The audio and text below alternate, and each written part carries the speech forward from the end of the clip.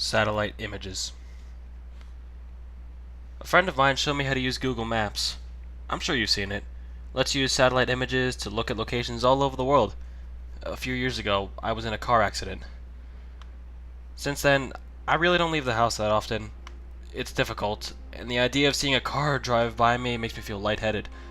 I was fascinated by the fact that I could see all over the world, almost like being there. I could virtually walk down the streets, and it almost felt like I was really there. I became instantly hooked. It gave me a real eye on the world. I could go to almost any major city, and I did. I'd been in streets in China, Japan, Germany, England, so many places.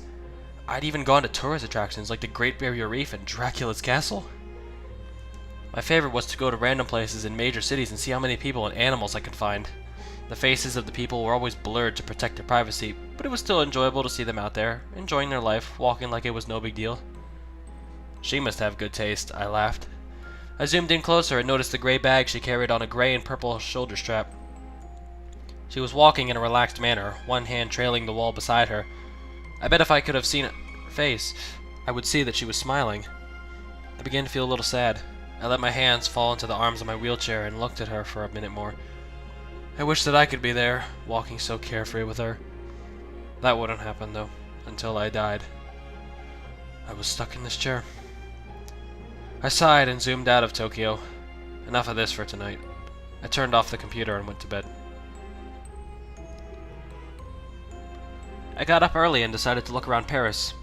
Paris was always fun. I liked the look of the city, with all the old, beautiful buildings and so many people to watch.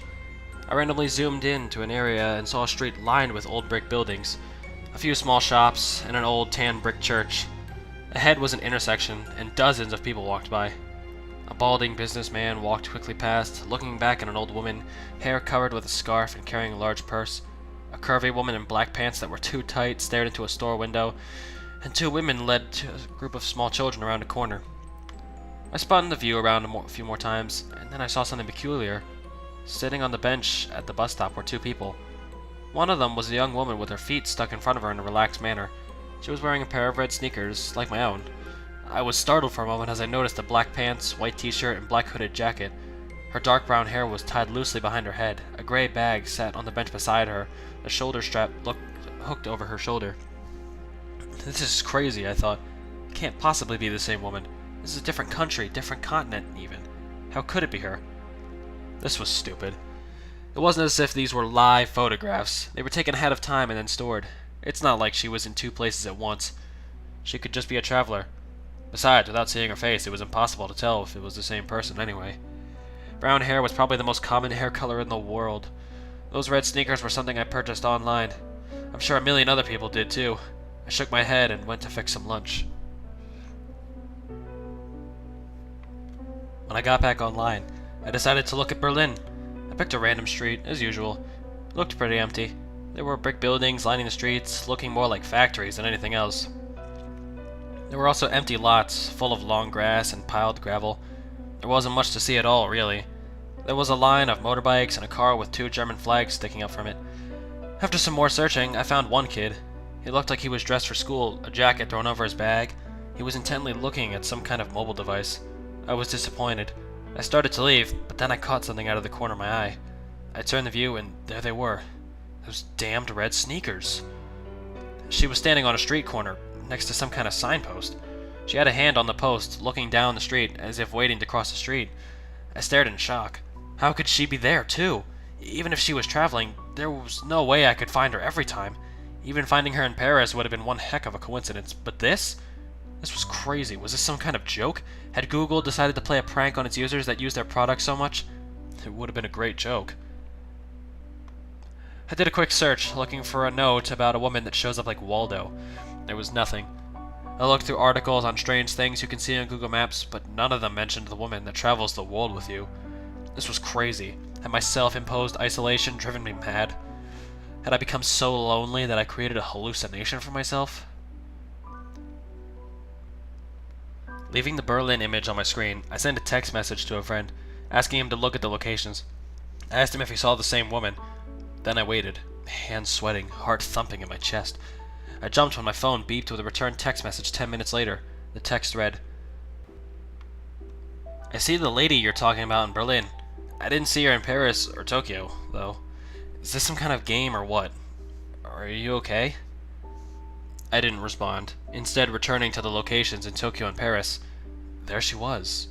She was there, but it was different. She no longer sat on the bus stop bench in Paris. She was standing in front of it, looking for something in her bag. In Tokyo, she was blocks away, squatting down to pet that calico cat. I shivered. Who was she? What was happening? I switched the map to Brussels. It was another city street. It was lined with old-looking buildings, with shops on the ground level, and what I guessed were apartments above. I quickly scanned the streets. They were empty, other than a stocky woman in a bright blue sweater. I did a second sweep. She wasn't there. I sighed in relief. I couldn't believe I was getting so worked up about this. It was nothing but a coincidence. My eyes were frozen on the screen. There was a building at the point of a fork of a road, white with a black ironwork framed balcony jutting from the second floor. I hadn't seen her, as I had been looking at the sidewalks. There she stood, standing on the balcony, her head tilted in the direction of the camera, almost like she was coyly looking towards me. My breath caught in my throat. I switched to Sydney. She was leaning against the wall, inside the doorway of a bright blue Carrick's pharmacy building. London showed her getting ready to step onto a double-decker bus, her head turned to look over her shoulder. She was everywhere I looked. She stood on a brick sidewalk on a bridge in Venice. She walked across a yellow-barred crosswalk in Zurich, and in Hong Kong she stood between a Wing Lung bank and a McDonald's adjusting the strap on her bag. In each picture she came closer and closer to looking directly at me with her blurred-out face. My heart felt like a terrified bird slamming around inside my chest. I couldn't catch my breath. I wasn't sure what to do. I shouldn't call the police. Should I send screenshots to Google? I clenched my fists tightly and closed my eyes. Who was she? Was she following me? Was I following her? I wish I could see the expression on her face, know what she saw when she looked back at me. I wanted to get out of the chair and run. Why is it that the only thing that made me feel free again was the thing that made me feel even more trapped? I had to know. I typed in the name of my town and zoomed into a random street. It was a couple of miles from my house. The gates to the city park were shown in the clarity of daylight, despite it being night here. There she was. There she was. She was only a few miles from my house, standing under the ironwork arch that stated the name of the park. She looked directly at the camera, directly at me! I felt like I might throw up. She was near me, and she was watching me. She was coming for me. What did she want? I typed in the name of the apartment complex where I live. I could see the outside of the building. The parking lot was full of cars, and there were a few blurred-out children in the playground. I searched everywhere for her. She wasn't in the parking lot or on the sidewalks, not hiding between the buildings or standing in the playground. I even scanned each of the cars behind the bushes and each of the blurred windows. She wasn't there. I curled tightly around myself and laid my head on my desk. This place was safe. I didn't leave the apartment anyway. I would never use Google Maps again. I would never see her again. She could stay at the park for all I cared. I smiled to myself and was surprised to find a tear slipping down my face. I'm safe, I said to myself in a whisper. It felt good to hear it out loud. I'm safe. As I said it, there was a knock at the door. A chill ran down my spine. I had a camera hooked to my computer that showed who was at the front door, which made it easier for me with my mobility issues. I slowly reached for the control to show myself who was outside, but my hand trembled furiously. As I touched the control, I realized my mistake. The last of Google's images that I'd seen had only shown the outside of the building. Just the outside. I looked at the screen and saw a woman in a white t-shirt, black pants, and black hooded jacket and carrying a gray bag with a purple and gray striped shoulder strap. And of course, there were those red sneakers. She looked directly at the camera. Her face was still a complete blur. I tried to stifle a scream. She raised a hand and knocked loudly on my front door.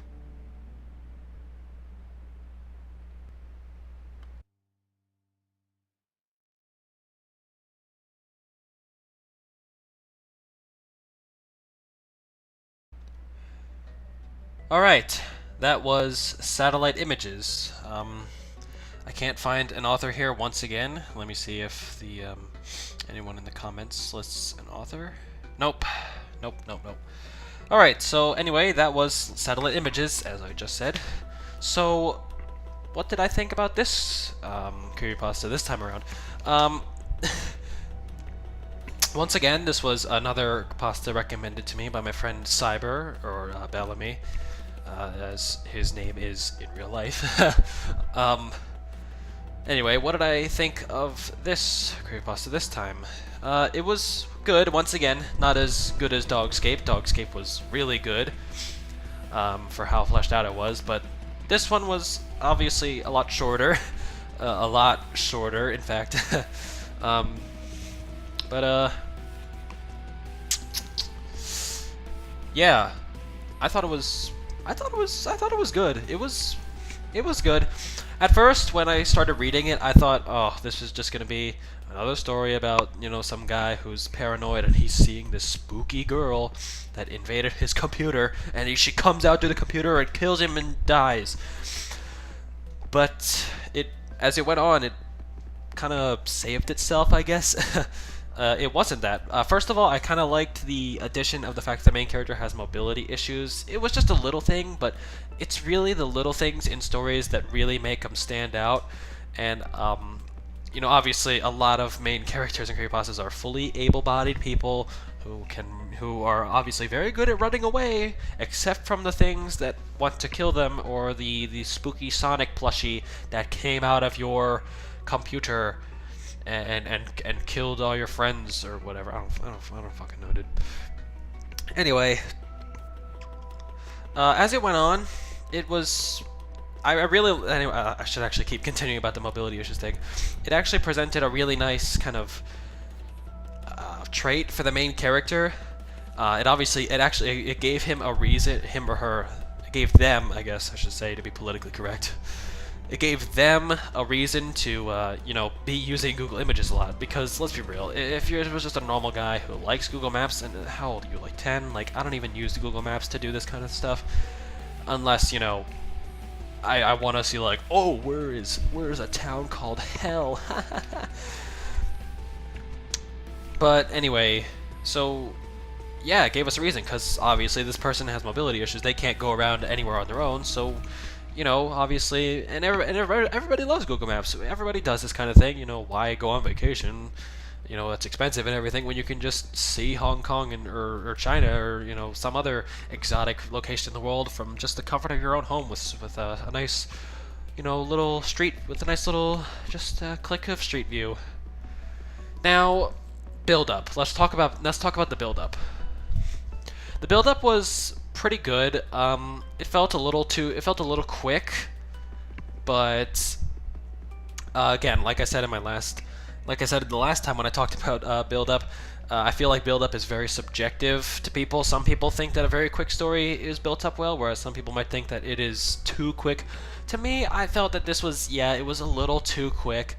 I don't know, it just kind of came out of nowhere, but I mean, there was definitely build-up, and it definitely did it, but like I said, it felt a little too quick to me, but the build-up was there, and it did an okay job. It did an okay job at doing so. Alright, so we talked about build-up. Let's talk about the horror factor. Now, obviously, the main horror thing of this story is that this guy kept seeing the same woman in Google Maps, and she was everywhere, in every place that he looked, and eventually he ended up leading this woman straight to his own house. Okay, so that's the main horror thing. What do I think of the horror concept here? It's a good concept. It's definitely not something I've seen before. Obviously, creepypastas these days are very oversaturated. You have the same shit being recycled over and over and over, and nothing's original, and it's not fun to read anymore. Unless you do it in a completely new way that completely changes the name of the game, it's just not fun to read because we've seen it over and over again. But this was something fresh. This was something new. It obviously was just kind of your same old spooky spirit inside of a computer or whatever, except it wasn't at the same time. But the concept of seeing this spirit or malevolent entity, I guess well, we don't even know if it's malevolent, honestly. With that ending, we don't really know what the purpose is. But, yeah. Yeah, I just completely lost my train of thought. Excuse me. Um, we have we have. Ugh, I can't even. I know what I want to say, but I keep forgetting it. I'm sorry. So we have this malevolent entity, or this entity that we don't really know the intentions of, and it's just kind of stalking the main character as he or she keeps using Google Maps. That's a cool concept, and quite frankly, that'd be pretty terrifying to me in real life. Obviously with you see, what I like to think of in creepypastas that are based in like real life kind of thing, like with Dogscape, obviously that's very fictional.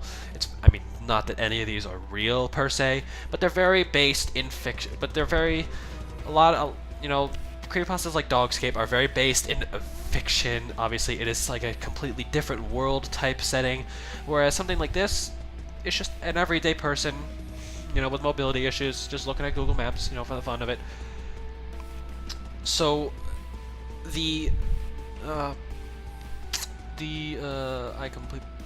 anyway, as I was saying, what I like to think of with creepypastas that are, I guess, based in real life per se.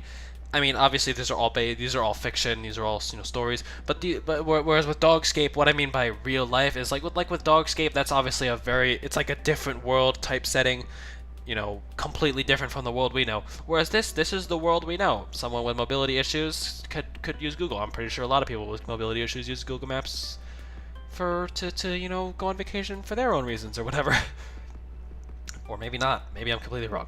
But what I like to think of with these types of creepypastas that are based in real life per se is how believable and how like scary like the horror actually is.